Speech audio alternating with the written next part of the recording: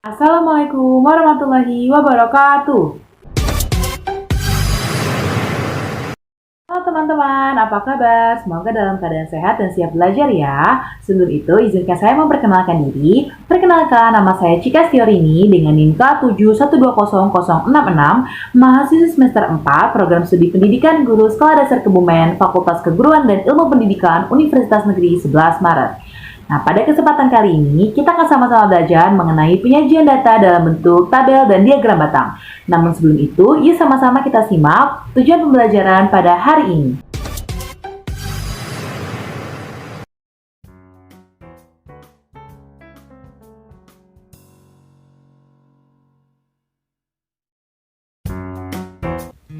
Halo teman-teman, kembali lagi dengan saya Cika.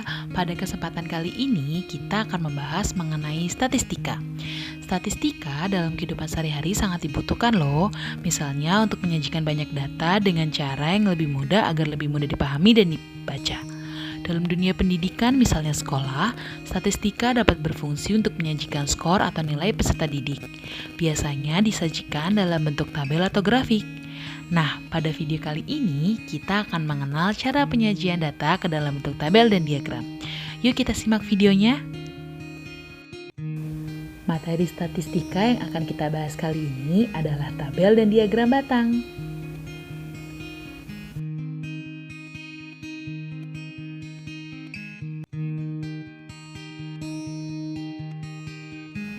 Coba teman-teman perhatikan kedua gambar berikut ini. Kedua gambar tersebut merupakan bentuk penyajian data yang lebih mudah dibaca kan? Kira-kira dari kedua gambar tersebut, mana ya yang termasuk ke dalam tabel dan mana yang termasuk dalam diagram batang? Yap, betul. Gambar A merupakan bentuk penyajian data menggunakan tabel, sedangkan gambar B merupakan bentuk penyajian data menggunakan diagram batang. Nah, sebelum kita belajar mengenal cara penyajian data dalam kedua bentuk tersebut, yuk kita kenal lebih lanjut tentang tabel dan diagram batang.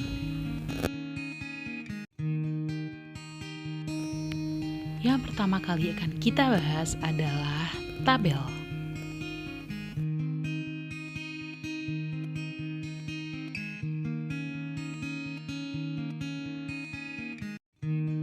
Dari awal kita sudah tahu bentuk dan namanya, yaitu tabel. Sebenarnya tabel itu apa sih? Tabel adalah daftar yang berisi sejumlah data atau informasi yang biasanya berupa kata-kata maupun bilangan yang tersusun dengan garis pembatas. Tabel biasanya disajikan untuk menampilkan data yang diperoleh banyak sehingga lebih mudah dibaca dan dipahami. Untuk lebih jelasnya, yuk kita simak contoh soal berikut ini.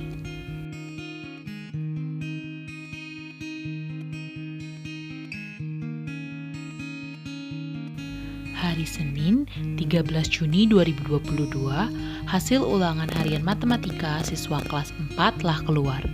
Berikut ini adalah hasil yang diperoleh oleh siswa kelas 4A. 50, 70, 50, 65, 70, 70, 65, 65, 70, 65, 65, 65, 70, 80, 70, 65, 65, 70, 80, 70, 65, 65, 70, 70, 65, 75, 80, 75, 75. Sajikan data tersebut ke dalam tabel. Yuk kita coba kerjakan soal berikut ini. Nah, teman-teman harus membuat tabel terlebih dahulu ya, dengan format nomor, skor hasil ujian matematika, lalu ada banyaknya siswa, di bawah banyaknya siswa adalah turis dan frekuensi, lalu di kolom paling bawah adalah jumlah frekuensi.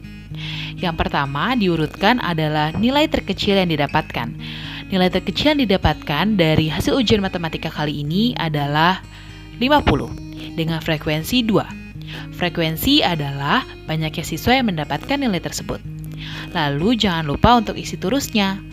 Turus dalam ilmu statistika dapat diartikan sebagai bentuk penulisan frekuensi dalam tabel dengan menggunakan garis lurus dan garis miring. Nah, frekuensi dari yang mendapat nilai 50 adalah 2, maka turusnya dituliskan dengan garis lurus sebanyak 2 buah. Yang kedua adalah nilai 65 dengan frekuensi 11. Lalu yang ketiga nilai 70 dengan frekuensi 10, nilai 75 dengan frekuensi 3, dan nilai 80 dengan frekuensi 6. Maka total frekuensi atau jumlah keseluruhan siswa adalah 32.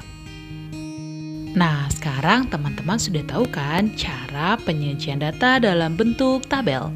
Yuk kita lanjut ke cara penyajian data dalam bentuk selanjutnya.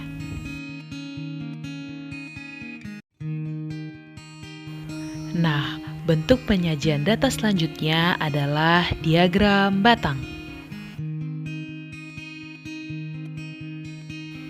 Nah, di awal video tadi, teman-teman telah diperlihatkan bagaimana bentuk dari diagram batang. Namun sebenarnya diagram batang itu apa sih? Diagram batang adalah grafik yang tersusun dari kolom berbentuk batang atau persegi atau persegi panjang yang menunjukkan berbagai informasi. Diagram batang terdiri atas 2 sumbu, yaitu sumbu X horizontal dan sumbu Y atau vertikal. Dilansir dari Investopedia, tujuan dibuatnya diagram batang adalah untuk menyampaikan informasi kuantitas suatu kategori tertentu agar lebih mudah dipahami trennya. Nah, agar teman-teman lebih memahami bagaimana konsep penyajian data dalam bentuk diagram batang, yuk kita simak contoh soal berikut ini. Hari Senin, 13 Juni 2022, hasil ulangan harian matematika siswa kelas 4 telah keluar. Berikut ini adalah hasil yang diperoleh oleh siswa kelas 4A. 50, 70, 50, 65, 70, 70, 65, 65, 70, 65, 65, 65, 70, 80, 70, 65, 65, 70, 80, 70, 65, 65, 70, 70, 65, 75, 80, 75, 75. Sajikan data tersebut ke dalam bentuk diagram batang. Nah, teman-teman dapat menyajikan data yang sebelumnya telah didapatkan menggunakan bentuk diagram batang. Untuk membuat diagram batang, sebelumnya teman-teman harus membuat garis vertikal dan horizontal. Garis horizontal digunakan sebagai sumbu X atau pada diagram tersebut adalah nilai ujian matematika kelas 4A.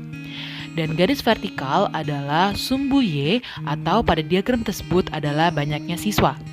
Kemudian teman-teman dapat menyesuaikan data yang telah didapatkan pada diagram batang tersebut. Misalnya, untuk nilai 50 didapatkan oleh 2 orang siswa. Lalu, untuk nilai 65 didapatkan oleh 11 orang siswa.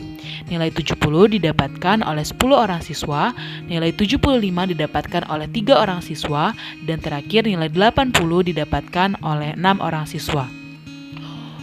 Untuk nilai ujian matematika, usahakan diurutkan dari nilai terendah hingga tertinggi. Lalu, nanti bisa digambarkan grafik batangnya. Nah, agar teman-teman lebih paham bagaimana cara penyajian data dalam bentuk tabel dan diagram batang, mari teman-teman coba mengerjakan contoh soal berikut ini. Pertama, Bu Rima sedang mendata kegemaran siswa kelas 4A di SD Ceria. Berdasarkan survei didapatkan informasi sebagai berikut. Siswa yang gemar sepak bola 7 siswa, berenang 10 siswa, melukis 3 siswa, voli 8 siswa, dan tenis meja 2 siswa. Buatlah diagram batang dari data yang telah didapatkan tersebut. Soal nomor 2, Nirmala mendapatkan tugas dari Bu Guru untuk mendata warna favorit teman-teman kelasnya. Setelah melakukan survei, didapatkan hasil sebagai berikut.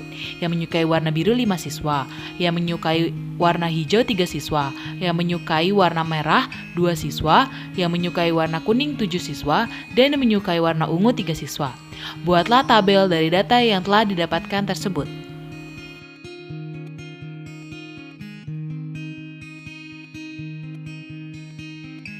Nah, di Itu tadi penyajian data dalam bentuk tabel dan diagram batang. Semoga kedepannya teman-teman dapat lebih memahami mengenai konsep penyajian data dalam bentuk tabel dan diagram batang ya.